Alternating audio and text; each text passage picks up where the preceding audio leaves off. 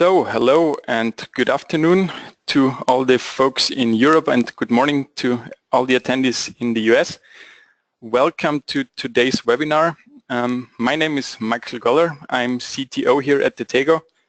And today I want to talk a little bit about customer-centric IT architecture. And I'm glad that so many people could make it and signed up for this webinar on this rather technical topic. Before we go into the details and all the things that I want to be covering today, a couple of logistic things. So the webinar will be available after as a download, so we will do a record and then provide you with a full download that then also contains the slides of this webinar. And in case that there are questions during the webinar, please use the tool, the chat function or the question tool provided with the webinar to ask your questions, and in the end we'll collect them and answer as far as time allows, and everything that we cannot cover today we can then also easily follow up via email. Good. So before we start, maybe a little bit about the motivation. So why do we talk, or why do we want to talk about customer-centric IT architecture?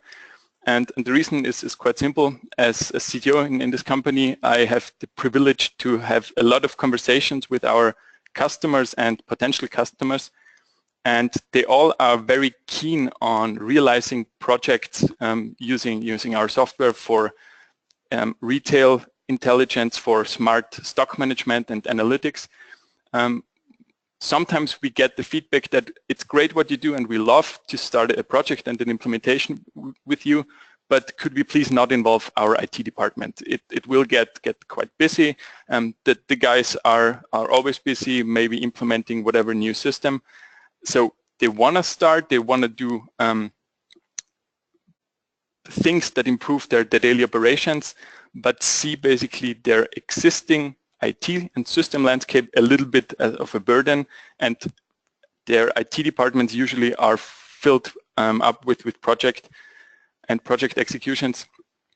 So this is the reason why we decided to do a webinar, to tell you a little bit about the thought process, how a modern system architecture and landscape can look like, and also how the transformation from the classical legacy systems that usually are existing within retail organizations, how this transformation to a modern and future-proof architecture can be done.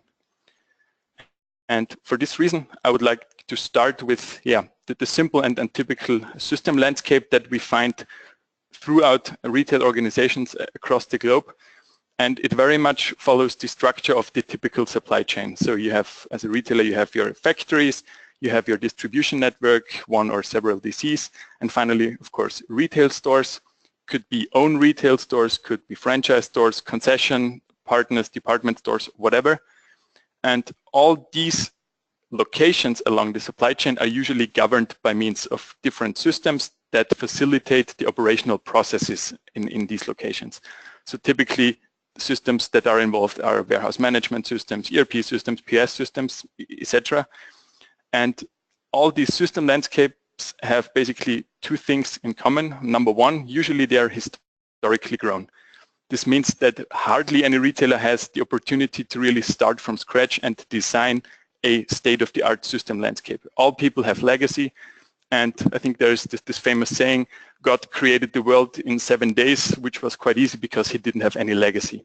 So unfortunately, we don't have this freedom today, and historically grown things and maintaining these things is typically something that retail organizations need to take care about. And the second point, of course, as I said, is it's not really designed for today's demands. Maybe 5 or 6 years back, some services have not been requested or have not been demanded by consumers. Things have changed. Consumers are more demanding than ever. They expect certain things, and an IT organization and an IT system landscape basically needs to fulfill or at least support these demands. So this is kind of the stage that I want to set for today. And before we talk in detail about how a system landscape can look like and how the transformation can be achieved, maybe a little bit on theory on what different type of data or data categories that we're usually looking at in a retail organization. And for this purpose, we have done a quite theoretical, but still I find it quite useful, categorization approach along two major dimensions, which are dynamic, so how often and how frequent does data change, and data volume. And when we look at the different data types that a retail organization has to deal with or has to handle, there are several classical examples. For example, starting in the far left corner with product master data, with all the new products being created every season. There are systems out there to manage exactly this piece, creating new articles and maintain this product lifecycle. The characteristic is that the volume and the frequency of this particular data set, it's not that high compared to other things. Related to that, for example, article images, article videos, or general marketing videos around products, where we face a lot higher data volume with still about the same frequency. And in contrast, on the other end of the spectrum, with higher dynamic, we do see price update, price information, we do see stock movements and stock information, and of course application logs and user behavior logs, which we won't talk a lot about today, but this basically spans the entire spectrum in terms of data dynamic and data volume. And for all the data buckets or the data feeds that are visible to the end customer, there's one thing: consumers expect that these data and the information that he gets presented with, they need to be accurate and they need to be up to date. So usually, as everyone of us here is also a consumer, if we look up something on the internet, whatever price information on a specific product or an availability information on a specific product, we expect that this information is consistent throughout the web shop, throughout the retail brand, and that it's up to date. So actually, if I look up and they say they have the thing that I like, they have it in stock, I walk over to the store, then I expect them to have it in stock. And if not, I'm disappointed. And this is one of the major problems that we see within our customers, that due to the lack of data accuracy and data availability, these requests and these demands cannot be fulfilled in today's world. So summarizing the challenges on the different data buckets as the fundamental things are concerned, actually it's on volume and dynamic. And due to the fact that we have multiple systems currently in place that need to talk to each other and need to share data, problems from synchronization arise. So different systems need to know basically the same data, and you start synchronizing data among them, which ultimately leads to problems in terms of consistency, also to problems in terms of performance when syncing or querying data. And of course, every time new services or new systems are being added to this landscape, you immediately have the discussion on, okay, how do we exchange data, what data fields need to be exchanged, and also the discussion, where does and functionality actually sit in which system. And what I mean by that is, for example, in earlier days, a lot of times stock management functionality, for example, has been in the POS system. So classically, POS systems were designed for cash collection, and then at some point people added basic stock functionality. This is something that we see as a trend moving further in the ERP direction. So actually deciding which functionality should be residing in which system is not always easy, and of course influenced by a lot of different factors. So with these challenges in mind, what are potential solutions, or what's a potential way out? And oftentimes we hear that, yeah, that's no problem on data exchange. We do have an enterprise service bus in our organization. That's quite easy. We can easily link these two systems together, and that's it. And I don't want to talk too much about enterprise service buses, and I do see a lot of value in them to ease the implementation and to make the technical connection between systems. But the fundamental problem actually remains. You still have different data buckets, different data silos in different systems that need to be synchronized.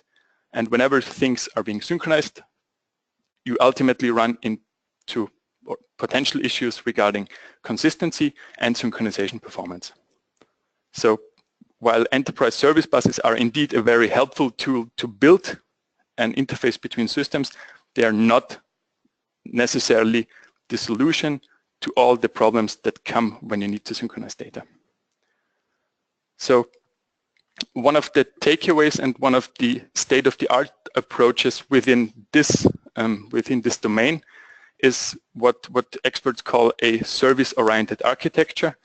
And actually the idea goes back quite a while and is also manifested, for example, in the Unix world, one tool per job. So the basic idea is quite simple. Have a microservice that has a specific functionality, which it does, and it does very well. And by means of having this isolated microservice that encapsulates a certain functionality, you can establish a loose coupling between different services. And what I mean by loose coupling is if one service goes down temporarily, for example, it doesn't necessarily impact other systems. In contrast, if you think of today's ERP systems, I think it would be a major disaster for most of the retailers in this world if their ERP system was down even just for a couple of hours. And by splitting functionality out into different systems, you kind of alleviate this problem and have a lot of further benefits that we'll get to in a couple of minutes. So the approach to discouple functionality and establish a very loose coupling between these different microservices, these different systems, has a lot of benefits. And there are a couple of design, let's say, design aspects or design paradigma that need to be taken into account. One is the design with an interface first approach. This means have a good view of what data needs to be fed into this system and what data needs to go out of it. And of course, because these systems are usually the single point of truth then for whatever functionality, these microservices need to be designed for scalability and also for availability. And what that means in detail, we will get to that in a couple of minutes. So basic examples, or actually real life examples, what we have seen already evolving within our customers are services that solely deal with product master data, that serve as a single point of truth for product master data, article images, things of that nature. Other examples could be product recommendation engines. So having a dedicated service that only serves for product recommendations is something that we find quite frequently. Having optimized algorithms, having one single point of truth for recommendations is definitely a very powerful approach that we see across our customer base. And the example that I would like to spend a little bit more time on is, of course, concerned with stock information. So getting back to the initial categorization that we did, stock information kind of resides somewhere in the middle in terms of volume and on the, let's say, upper third in terms of dynamic. So stock changes quite frequently in every retail store. All the transactions that are concerned with receiving goods or shipping out goods or selling goods are changing stock each moment in time. And how this actually affects the consumer as the consuming party, let's say, of this information, I want to display just in a short example. So imagine you walk into a retail store, you find whatever shirt that you like in your size, you go to the fitting room, you try it on, and you notice, okay, that doesn't really fit me, I need a size larger. And this moment in time, you're expecting to have this up-to-date information. Do they have this one size larger? And especially if there's only one item remaining on stock, you want to have an accurate and up-to-date information. Okay, this is available or it's not available. And the worst thing that can happen to consumer at this stage is really the system tells you that something is available, just to find out a minute later on that it's actually no longer available because somebody else just bought it. This causes a lot of frustration within consumers, and especially the, let's say, ambitions to establish an emotional band with the consumer and or between the consumer and the retail chain are highly dependent on these kind of small things. So in order to be able to provide up-to-date and accurate stock information to your consumers really in a consumer-facing way. So not just a store associate looking it up in whatever system and then going to the back room and trying to find it. This is one of the critical applications that really requires an appropriate system architecture that we're going to be discussing in the next couple of minutes. So how to tackle this problem and how to do this? I think if you ask all the retailers out there, would you allow consumers to directly query the stock from your ERP system? Most of them would say no, and they would say no for several reasons, not just because it's maybe not that accurate, but also because it's maybe not that scalable. So having hundreds or thousands of requests from different consumers to an ERP system would probably bring it to its knees because it was originally not really designed for that. And how to counter this problem is what we do by means of the service-oriented architecture. So starting from a data capture that we will be talking about a little bit later, to having dedicated services that are dealing with stock take information and stock management in order to provide this data, for example, to an ERP system, for example, to an online shop or whatever system else is there in the system architecture, but also maybe to external applications, such as a fitting room, such as maybe a chatbot where consumers can directly interact with, or whatever else application that a retailer might have further down on his roadmap. So by having a dedicated stock management service that holds the single point of information for all stores, for all the items, is the approach that is basically described in this service-oriented architecture. So talking a little bit about the data capture, the way to go currently, and a lot of very successful implementations have shown this over the past couple of years, is the RFID technology. So by allowing to count rapidly thousands of items, providing an accurate and up-to-date picture of the current stock is key to enable these kind of services. And a lot of you might maybe say, yeah, well, RFID, that's not really new. And we've heard about it, and yeah, I think it doesn't really work. I think the latest developments and the latest successful rollouts, especially in fashion retail, have shown that it's safe to say RFID is a technology that has really matured over the past couple of years. And I want to highlight this with one specific example, which is rather of a technical nature, but still shows the technical development that has gone into this field over the last couple of years. And this is expressed by means of the chip sensitivity that you would find in today's RFID labels. And the key message, the key takeaway here is that the sensitivity of individual labels has increased by a factor of 5 just over the last 7.5 years. This means all the research that has gone into this make it now a lot easier to deploy this technology, because you don't have to debate on read rates, you don't have to debate on does it actually work. There are a lot of successful implementations now out there that have shown, okay, you can tick this read rate discussion box. Results are more accurate and more economically viable than any other technology that's out there, including manual stock counts, including whatever barcode-based stock counts. It's simply the go-to tool in order to establish a accurate and up-to-date stock picture. The other aspect of this is so there's technological advance, but there's also this implementation advance. With all the projects that have been established and have been rolled out, there are now available best practices for how to implement and how to actually execute such a project and roll it out across hundreds or thousands of stores. And I think one of the important things is a lot of rollouts now have shown that you can realize and gain significant benefits even with a minimal integration to the existing landscape. And these benefits are basically materializing in the two main drivers, which is stock accuracy and item availability. So making sure that the product is at the right time in front of the customer.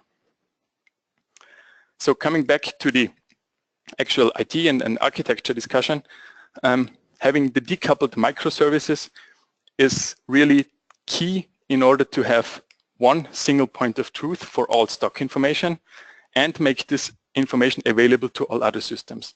And the key takeaway here is that it's rather a query and not a sync process that's being triggered between the different systems.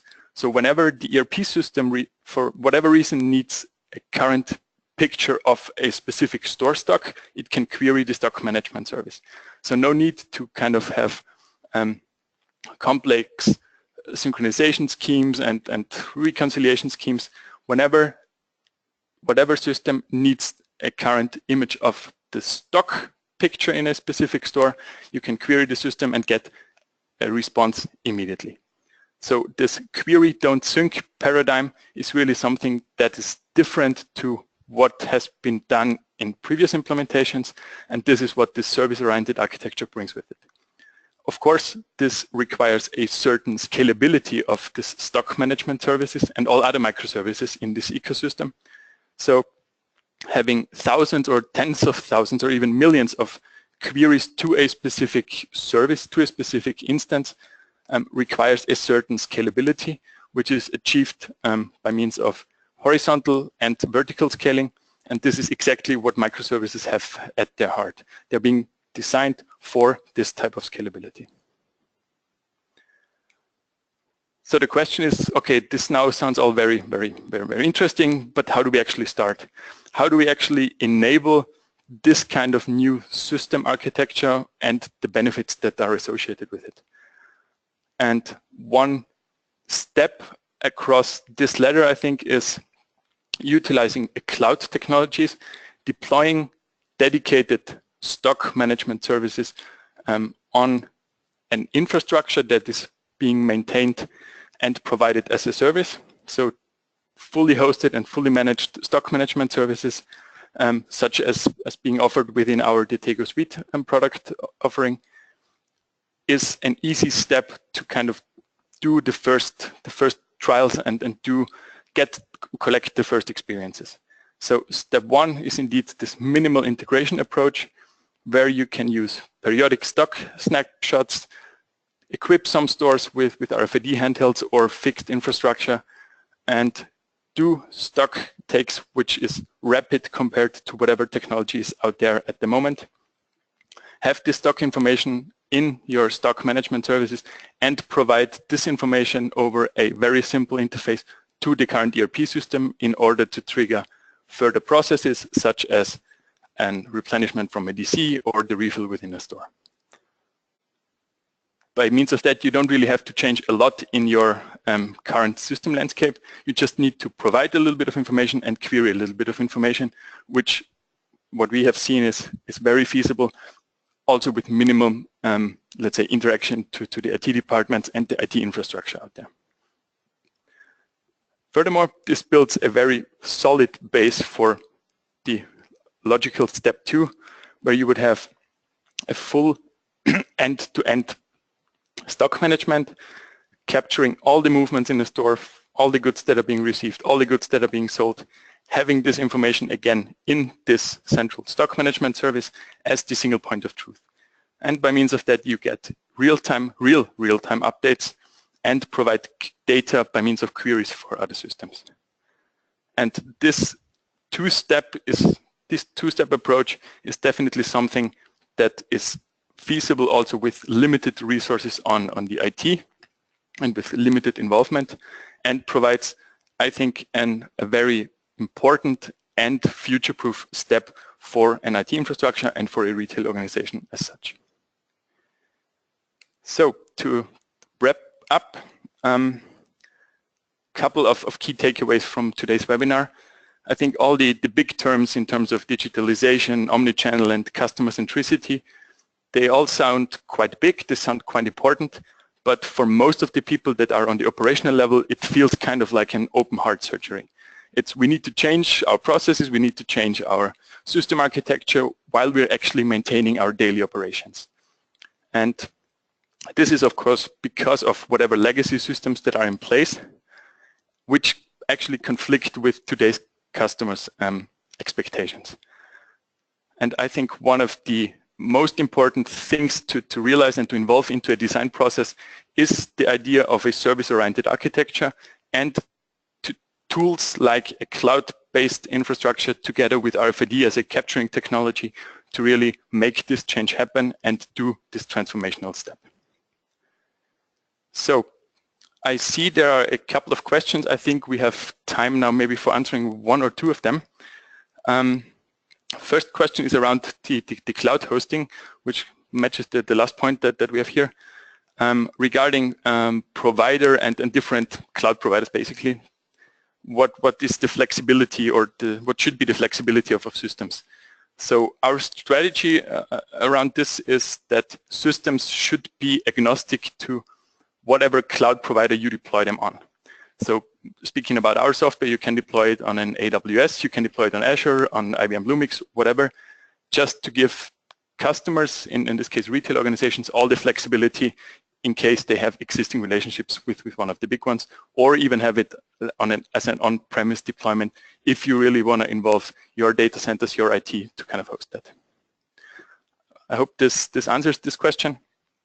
And maybe to the second question, quite quickly, to the single point of truth in terms of stock information. That the question is, does it mean that all the stock information actually lies outside outside the ERP system? So the answer is yes. The ERP system in this kind of architecture approach can query the stock information anytime from the stock management service. This means that all the questions regarding to is that item available go to the stock management service rather than to the ERP system. And the ERP system can actually focus on whatever task it was built for initially, which was keeping, let's say, a financial value of the stock in place, but not answering all the different queries from all the different parties. So I think now time is up.